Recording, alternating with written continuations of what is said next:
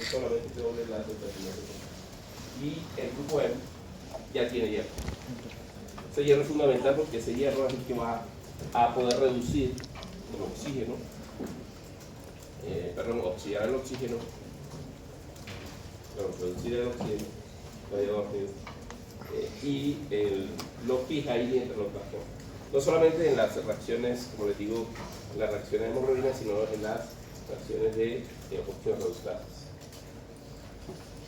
Bien, aquí vemos las hemoproteínas que tienen este grupo. Vemos lo que transporta oxígeno, la hemoglobina, citoglobina. Son todas moléculas que tienen afinidad por el oxígeno, una más que otra, y lo que hace es precisamente transportarlos. La mioglobina en comparación a la hemoglobina, ustedes saben, la estructura es diferente. La hemoglobina son 4 cadenas y la mioglobina es una sola. Es muy presente en el músculo y la afinidad por el oxígeno es más fuerte. Entonces la mioglobina no es un buen transportador porque su afinidad es muy fuerte y cuando le toque soltar el oxígeno no lo hace tan fácil. Entonces solo está en el músculo cuando hay una actividad física, digamos, importante, le provee oxígeno al músculo para la cadena respiratoria y poder hacer la pero la hemoglobina es la mejor molécula que transporta porque tiene una afinidad, digamos, parcial por el oxígeno. Las otras dos son otras que se encuentran en otros sistemas, pero es parecido a la mioglobina, la afinidad también es fuerte. Ahora, en cuanto a los oxidorreductasas, tenemos varias enzimas que pertenecen a las hiper, las monooxigenasas, las hidroxiperoxidasas, las ciclooxigenasas, y todas esas enzimas tienen una afinidad fuerte por el oxígeno y utilizan el oxígeno como aceptor de electrones en estas reacciones de oxidorreducción. Esa es la diferencia entre las deshidrogenasas. Las deshidrogenasas no necesitan oxígeno. Ustedes saben que en oxidorreductasas hay 4 familias, o subfamilias. Una que son las hidroxiperoxidasas, que todo lo referente a sistema antioxidante, donde el aceptor es el peróxido de hidrógeno, y las monooxigenasas, donde el aceptor es el oxígeno. Entonces las CYP 450 es una enzima muy conocida a nivel hepático, cuya función es utilizar el oxígeno como, digamos, como fuente para que se peguen los electrones, es decir, reduce el oxígeno. La ciclooxigenasa también es otro tipo de enzima, pero son dioxigenasas, no mono, son di. La diferencia entre las mono y las di es que las monooxigenasas, entonces que el oxígeno es molecular, tiene 2 O2. Uno de esos átomos de oxígeno se incorpora al producto y el otro va en forma de agua, se llama mono. Y las di, como las ciclooxigenasas, los 2 átomos se incorporan a la molécula. Entonces hay varias, por ejemplo, vamos a ver esta tarde en la catabolismo del triptófano hay una ciclooxigenasa muy importante, ¿no? O en el metabolismo del ácido araquidónico también hay una ciclooxigenasa. Todas esas utilizan un cuerpo. Entonces, si hay una importancia, no solamente en el hemoglobina, sino en todas estas enzimas. Esta CYP 450, se le recuerda, es una enzima fundamental en el proceso de detoxificación. Porque la detoxificación de las moléculas de los xenobióticos, cuando hablan de xenobióticos, son sustancias que no hacen parte de la célula. Entonces, una vez llegan a la célula, lo primero que se desencadena es el proceso de detoxificación.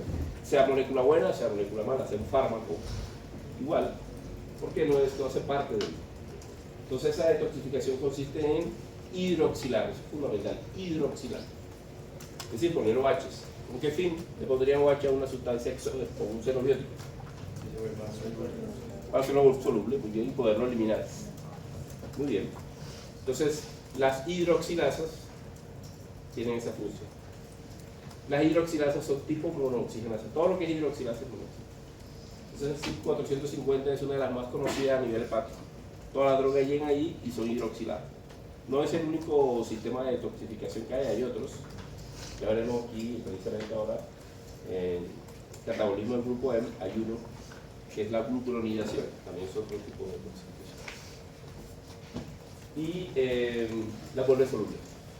Estas CYP también son muy importantes en el catabolismo del colesterol, que veremos después del capítulo que viene, la otra semana, que viene, verán que el colesterol también es hidroxilado cuando es transformado en sales biliares o en hormonas.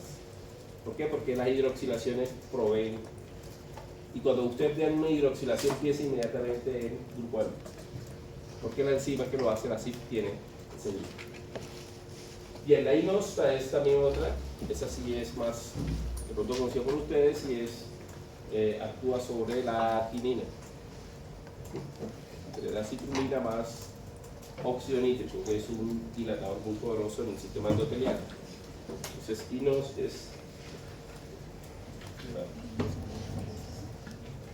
es también una enzima que utiliza el óxido. Bien, los otros utilizan, son que ustedes conocen muy bien, ¿no? El citocromo C. Citocromo C, ¿recuerdan dónde está el citocromo C en la cadena respiratoria? Ahora en el taller vamos a hacer unos ejercicios de cadena respiratoria. Bueno, estará azul, pero no sé si ustedes ya lo pueden ver en el taller, pero hay que pensarlo bien, ¿no? Bastante trabajado. Cómo funciona la cadena respiratoria. Después de este taller van a conocer bien cómo funciona la cadena respiratoria. ¿Cuáles son los aspectos que se uno mide en la funcionalidad mitocondrial? ¿Dónde el citocromo C es clave? ¿Dónde está? ¿Entre qué complejos? El 3 y el 4, muy bien. Recuerden que el citocromo C no está pegado a proteínas, es soluble. Allí es el grupo M que transporta el. Y también es indicador de apoptosis. Cuando la mitocondria lo libera, la célula entra en apoptosis. También es otro activador. Pero bueno, sí, aquí lo que es el entonces, todos estos sistemas tienen el citocromo, el grupo M. Bien, aquí lo vemos, como les decía, ya en el contexto de, pues, podemos ser de la hemoglobina o de cualquier, pues, de la hemoglobina porque tiene la histidina aproximada. Aquí lo vemos de manera sagital, como se conoce. El grupo M, vemos el hierro acá y vemos que esta histidina controla que el hierro pueda unirse o no al oxígeno. Aquí lo vemos cuando hay oxígeno, digamos, la actividad proximal se encuentra en el de la molécula, puede, digamos, desplazar el grupo M. Es decir, cuando el grupo M digamos, ¿cómo le puedo decir?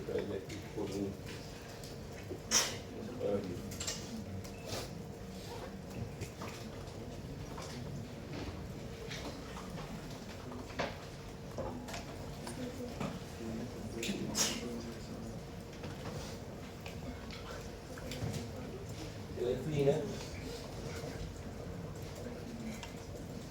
proximal del grupo M.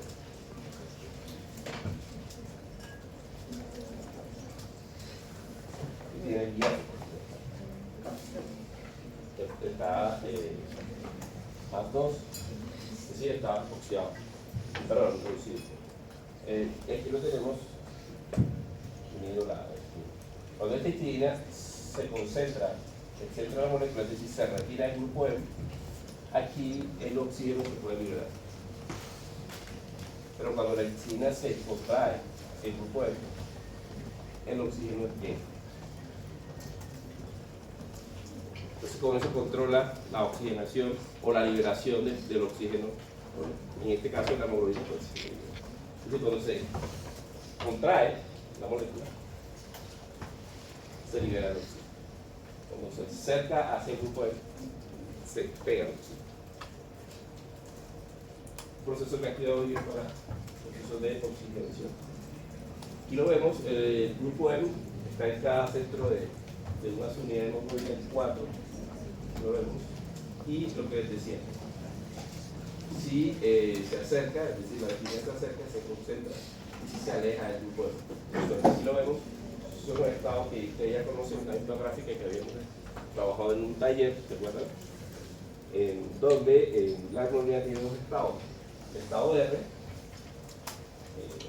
relajado quiere decir que está hacia arriba del grupo M, y tenso, que está contraída, alejada del grupo M. Cuando está tenso está liberando el oxígeno, y cuando está relajado está pegado. Entonces, este control de tenso a relajado lo puede facilitar varias moléculas. El pH bajo, el 2,3 ppg. El 2,3 ppg lo que hace es poner tensa la molécula porque aleja la histidina del grupo M. Por eso es que el grupo M, perdón, el grupo M no, el 2 ppg es un ayuda a que la hemoglobina suelte el oxígeno. ¿Se acuerdan? Y si se acuerdan por qué el 2 ppg hace eso, bioquímicamente hablando, que está cargado negativamente, ¿no? Al estar cargado negativamente, aquí, entonces,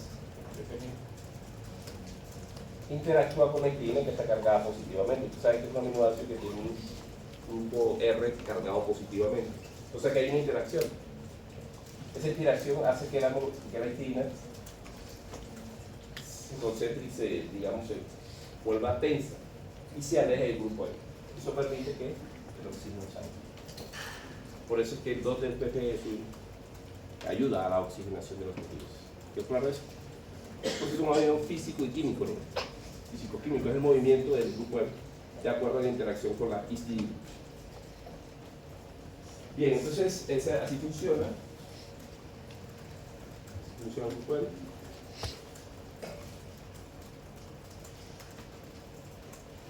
Aquí vemos entonces se sintetiza este grupo.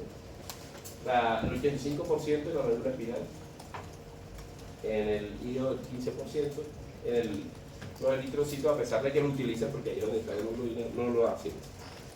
Entonces solo lo transportan. Cuando las células de los glóbulos rojos son diferenciadas a partir de los blastos de la médula espinal. O sea, ahí se transportan. Aquí ven cómo es la síntesis de ese grupo y vemos dos amigos que ya ustedes conocen, succinil-CoA, glicina. Son un aminoácido, la glicina y el succinil-CoA, que es hipertensión a nivel mitocondrial. Para eso tenemos esta enzima, la ALA, que sintetiza el ácido delta-aminoleurínico. Este es el intermediario clave cuando ustedes piensan en el grupo M. Ácido aminoleurínico. Hay una descarboxilación y se concentra. Aquí vemos que la deficiencia de esta enzima puede generar lo que se conoce como anemia sideroblástica, que no es falta de hierro, porque el hierro es ok, no es falta de vitamina B12, sino el problema es que no hay, la hemoglobina es poca, porque no se sintetiza bien. Es decir, la estructura del anillo de porfirina, que es el anillo de porfirina es toda esa, o está pegado al hierro, no se sintetiza bien por problemas enzimáticos. Entonces, los blastos no se pueden diferenciar correctamente a glóbulos rojos. Entonces, aquí lo tenemos, se acumula hierro ahí, porque el hierro no está incorporado al en el blasto se acumula hierro. Entonces, por eso tiñe de ese color. No es como una anemia megaloblástica, que el blasto es grande, ¿no? El blasto grande quiere decir que no se dividió correctamente por falta de bases nitrogenadas, ADN, por la ausencia de vitamina B12 o de folato. Acá no, acá la división es ok, lo que pasa es que la hemoglobina, la molécula de hemoglobina no está bien. Entonces es otro tipo de anemia. La otra es falta de hierro. La molécula es ok, pero el hierro no llega. Es decir, también un problema de hemoglobina, pero no es el anillo de porfirina, sino el grupo M que falta. Entonces hay varios tipos de anemias. Todos conducen a eso, a que el oxígeno no haya suficientes glóbulos rojos funcionales y por eso genera anemia. Bien, una vez las moléculas de ácido aminobutírico se sintetizan, dos de ellas se empiezan a condensar para formar el primer anillo de pilórico, el primer anillo, que se llama fosfovinol PDG. Y eso lo hace otra enzima, una ala de citrato, que también es muy importante porque esta enzima es blanco el plomo. Entonces, cuando hay contaminación de plomo, las personas también tienen esa deficiencia de porfirina y de hemoglobina. Es una enzima que es susceptible a hacer contaminaciones de plomo generosas. Entonces ahí tenemos el primer anillo. Tiene cierre y cerema, porque ese anillo debe formarse, el 4 de estos deben formar el anillo de porfirina, de protoporfirina, y para eso necesitan sus respectivas reacciones, que hay desaminaciones y descarboxilaciones. Es decir, la formación del porfourinógeno es en el citoplasma y regresa a la mitocondria. Eso es una de las pocas reacciones donde comienza la mitocondria, sale y regresa. ¿No? La última reacción es en la mitocondria. La protoporfirina se genera allí. Y aquí vemos una de las enfermedades características, es decir, cuando esta maquinaria enzimática no funciona correctamente, pues el anillo de porfirina no se eso se conoce como porfiria. Este tipo de enfermedades pueden ser diferentes enzimas, pero todas tienen una característica y es que no hay suficiente porfirina, no hay suficiente grupo M. ¿Y cuál es la característica? Pues aquí vemos esto se acumula, no pasa al siguiente paso, y esto ya había dicho que es coloreado.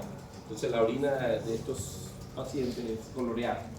Y en la Edad Media se conocía como la enfermedad de los vampiros, y pensaba que las personas eran vampiros. Y ahí está el libro, y también que dice en una película, el rey George que sufría de porfiria y se creía un vampiro, porque además tiene problemas psicológicos y tiene los ojos rojos, o sea, se la acumula. Entonces, y la piel es blanca dado a la anemia, ¿no? Entonces tienen características de vampiros. Entonces en la Edad Media pensaban que eran vampiros. Pero era esta enfermedad conocida como porfiria, que es deficiencia en la síntesis del grupo E por acumulación de la protoporfirina.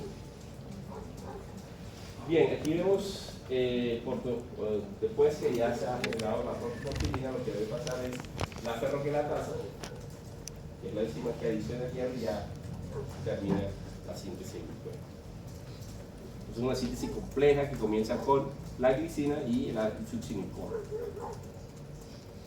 y termina entonces ahora vamos a ver cómo se destruye ese grupo M, que también es algo interesante y es muy dinámico, como es el catabolismo.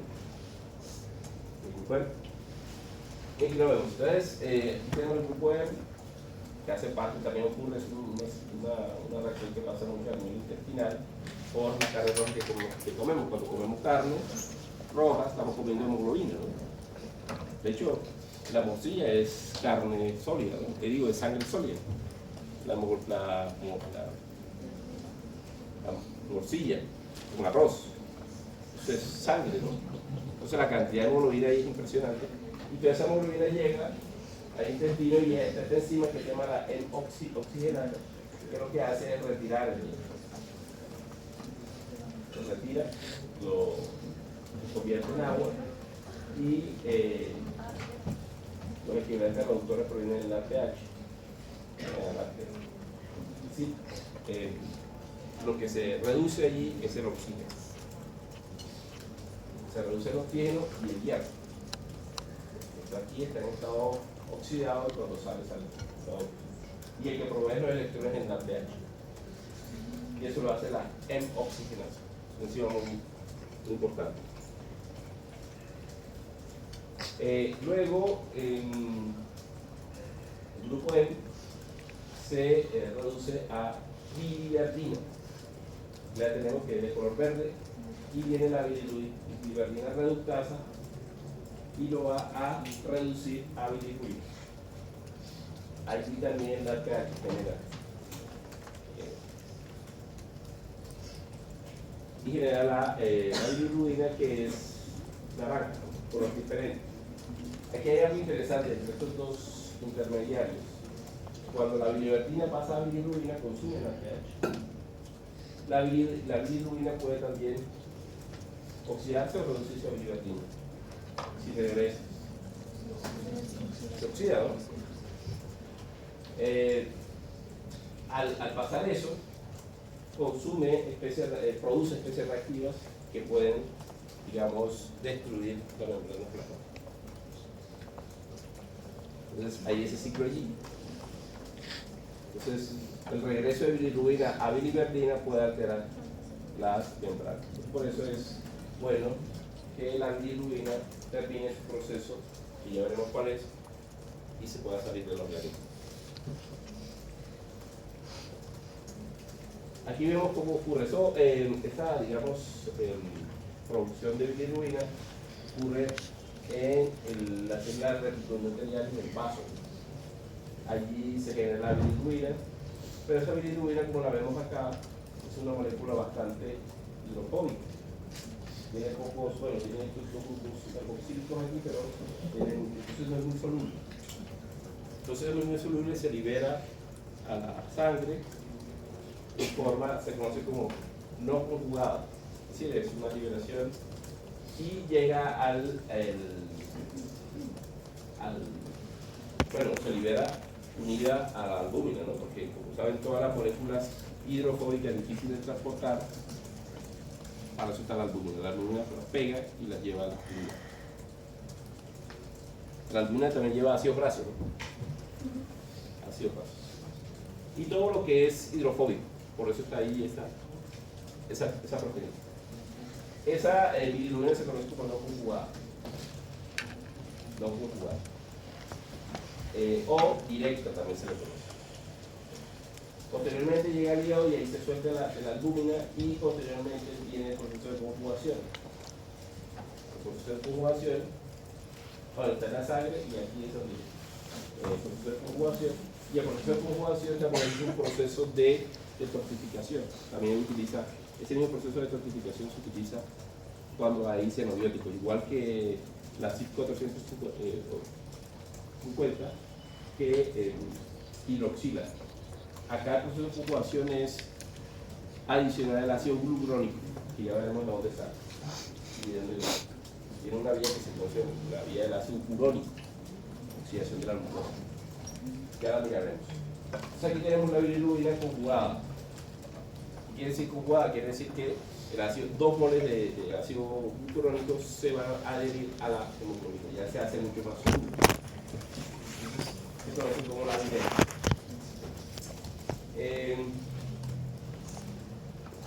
La indirecta es la no conjugada, no sé si la indirecta es la no conjugada y la conjugada es la directa. Así se la conoce en el medio clínico, pero cuando ustedes vean está pegada al ácido glucurónico y es mucho más soluble, ahí no necesita ya de la albúmina. Luego llega digamos, el hígado se acumula en la vesícula biliar y es liberado por las sales biliares al intestino, en donde la flora bacteriana la transforma en urobilino, otra molécula, y esa, el 80%, por la misma flora bacteriana, la convierte en estercobilina. Esa estercobilina es la que le da el color pardo a las heces. O sea, el 80% viene de ahí. El otro 2%, ¿no? Va al riñón y se transforma en urobilina, que es el amarillo característico de la orina. O sea, el característico amarillo viene del catabolismo de la hemoglobina. Y es el 2%. Lo otro se regresa a la circulación. Y ustedes pueden detectar la globulina en la circulación. Entonces, de esa manera se termina todo el metabolismo. Aquí vemos cómo es esa conjugación que les decía. Este es el grupo M. Y si ven los dos boles de ácido glucurónico. El ácido glucurónico lo pueden ver porque es la glucosa. Esta es la glucosa, está oxidada o reducida. ¿Cómo? Oxidada, porque tiene un grupo carboxílico. ¿En qué carbono? ¿Cuál carbono es este? Es el carbono 6. Carbono 6. Cuando es el carbono 6 se llama ácido glucurónico. Cuando es el carbono 1 se llama ácido glucónico. Son dos tipos de ácidos glucónicos. ¿Qué forma? Las pentosas, ¿se acuerdan? ¿Qué forma las pentosas? El gluconato. Este es el ácido glucónico, este es diferente y es el 6 el que se va a oxidar. Estos dos se adicionan y generan un diglucurónido, dos porque son dos, y le da mucha solubilidad a esa bilirrubina. Aquí vemos cómo se genera ácido glucurónico, vemos que es una ruta de oxidación alterna que de pronto no conocían. ¿Cuántas rutas de oxidación conocen de la glucosa? La glicólisis, las pentosas, también una ruta de oxidación. Bueno, ahí genera ácido. Las ribosas se generan allí, productos oxidativos. Y la otra vía es esta, se llama la vía del ácido urónico. Y ustedes pueden ver que pasa por glucosa 1-fosfato. Es decir, en la misma vía que va hacia glucógeno, pero aquí en glucosa 1-fosfato es donde está la diferencia. Bueno, aquí no, porque en glucógeno también se forma el UDP glucosa. ¿De acuerdo? El glucosa 1-fosfato se adiciona al UDP y es aquí donde está la diferencia. Normalmente en la formación de glucógeno, ¿qué pasará con esa glucosa? UDP glucosa. A la cadena naciente, ¿no? Tiene el glucógeno sintasa. Pero acá no, acá el UDP glucosa no es tomado por encima, sino por esto. UDP glucosa deshidrogenasa, que lo que hace es oxidar la glucosa a glucuronato. Para ahí hace la H. Y el glucuronato, ya el ácido glucurónico luego pierde el UDP y genera el ácido glucurónico, que en plantas puede generar el ácido ascórbico, que es la vitamina C. La vitamina C viene de la glucosa también, pero en plantas. Nosotros dejamos el ácido glucurónico que se utiliza para reacciones de conjugación. ¿Conjugación de qué? Pues de la bilirrubina o de xenobióticos. Pero no solo eso, sino también para la síntesis de los proteoglucanos. ¿Se acuerdan de esos? Los GAGs. ¿Qué son?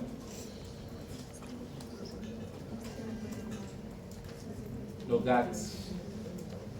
Los GAGs son esos proteínas que tienen carbohidratos y hacen parte de la matriz extracelular. Son funcionales. Por ejemplo, hay unos que se llaman Sidecan, Agrecan, son unas moléculas gigantes que lo que hacen es poder darle funcionalidad a las células, es decir, poder recibir factores de transcripción o comunicar el exterior con el interior de la célula con unos receptores. Todo eso es la función de la matriz extracelular. En algunos casos, pues forman tejidos, ¿no? El hueso es pura matriz extracelular o algunos otros tejidos. Entonces, todos esos gases, es decir, ustedes saben que son proteínas pegadas a carbohidratos. Esos carbohidratos pueden ser el ácido glucurónico. ¿Sí se acuerdan? El ácido glucurónico. Bien, y por supuesto la bilirrubina, que es fundamental. Entonces, ahí tenemos la importancia de la glucuronidación. Bien, aquí vemos unos datos del catabolismo de la hemoglobina, datos que ustedes no saben. En 120 días dura un glóbulo rojo, en 270 millones de moléculas de hemoglobina hay por glóbulo rojo. Solo un glóbulo rojo hay 200, impresionante. Y en cada hora se están destruyendo de 100 a 200 millones de glóbulos rojos. el catabolismo es bastante, digamos, activo. Y ocurre en el hígado. Ya sabemos que lo primero que hay que hacer es quitarle a la hemoglobina, al glucosa, quitarle el hierro y posteriormente reducirlo a biliverdina, posteriormente a bilirrubina. Esos son los pasos claves. Luego pasa y se conjuga al hígado y posteriormente al intestino se transforma en urobilinógeno. Ese es el catabolismo básico. 6 gramos de hemoglobina por día se destruyen, de bilirrubina 300 miligramos. Y aquí vemos en adultos y en neonatos hay una diferencia de la conjugada. Cuando ya está conjugada ya saben que es el ácido hialurónico y es la directa, y la total es la conjugada más la conjugada. Ustedes pueden ver la diferencia. Ven que en los neonatos hay más, ¿no? Mucho más, y eso es debido a que ellos deben, cuando nacen, destruyen toda su hemoglobina, la cambian, ¿no? Saben que la hemoglobina fetal es diferente. La hemoglobina fetal tiene una diferencia en algunas, son 4 subunidades, ¿no? Alfa y beta. Ellos tienen, en vez de alfa, creo que tienen gamma, y tienen un cambio allí donde hacen una hemoglobina diferente porque es mucho más afín al oxígeno, es decir, lo sueltan más difícilmente. Y es una adaptación que tienen los bebés cuando están dentro de la barriga para poder asegurar que el oxígeno llegue. Como ellos no pueden, es decir, el oxígeno se lo da a la madre, entonces si es una molécula de hemoglobina normal podría perder el oxígeno. Entonces necesitan una molécula que sea mucho más fuerte al oxígeno, algo así como la mioglobina, que es bastante afín. Eso asegura que el oxígeno pueda llegar a él y poder hacer todas sus funciones oxidativas. Bien, entonces ellos cuando nacen ya esa hemoglobina ya no podría ser funcional porque ya tienen bastante oxígeno, entonces ahí ya es una desventaja tener una hemoglobina con bastante afinidad al oxígeno. Tienen que destruirla y cambiarla por agua. Por eso su contenido de bilirrubina es bastante elevado. Ustedes pueden ver que pasa de la conjugada 2 veces y en la otra puede llegar hasta 10 veces la total. Entonces, cuando tienen ese problema de catabolismo, entonces hay que destruir la hemoglobina y eso lo hacen con esta luz azul, sino que puede destruir los anillos de hemoglobina. Por eso se meten a los niños en esa cámara para poder ayudarle a destruir toda esa bilirrubina que produce ese gran catabolismo de la hemoglobina fetal. Muy bien. Hay otras cosas, pero creo que hasta allí. Bueno, otra cosa que voy a decir es esto. La hemoglobina, la bilirrubina conjugada, como ustedes pueden ver que todo lo que se conjuga en una célula es producto del estrés, sea por un xenobiótico o también para poder sacar glucosa de la célula, porque como ven que el ácido glucurónico proviene de la glucosa, cuando una célula tiene bastante estrés calórico, ella tiene que sacar glucosa. Y una manera de sacar glucosa es por el ácido glucurónico, bastante soluble. Entonces, cuando la hemoglobina conjugada aumenta en la sangre, quiere decir que algunos de sus órganos, o todos, están bajo estrés. Y se ha utilizado eso como un predictor también de estrés celular. Entonces, todavía la persona no tiene ningún problema, es sana, pero si tiene la bilirrubina conjugada elevada, es porque posiblemente tiene un estrés calórico. Entonces se están haciendo los estudios para ver si eso puede predecir enfermedades. Bilirrubina conjugada, atención. ¿Por qué? Porque cuando está conjugada es porque se le ha adicionado bastante ácido glucurónico. Puede ser una manera de protección de la célula de sacar. Esa es otra cosa que está en estudio. Bien, entonces.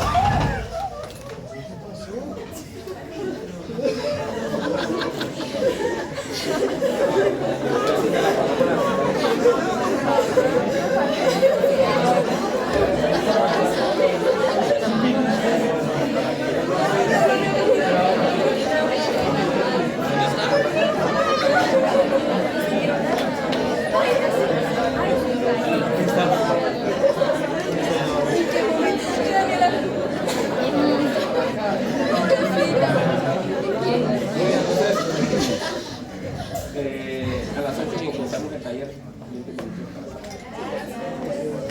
A menos que haya alguna pregunta.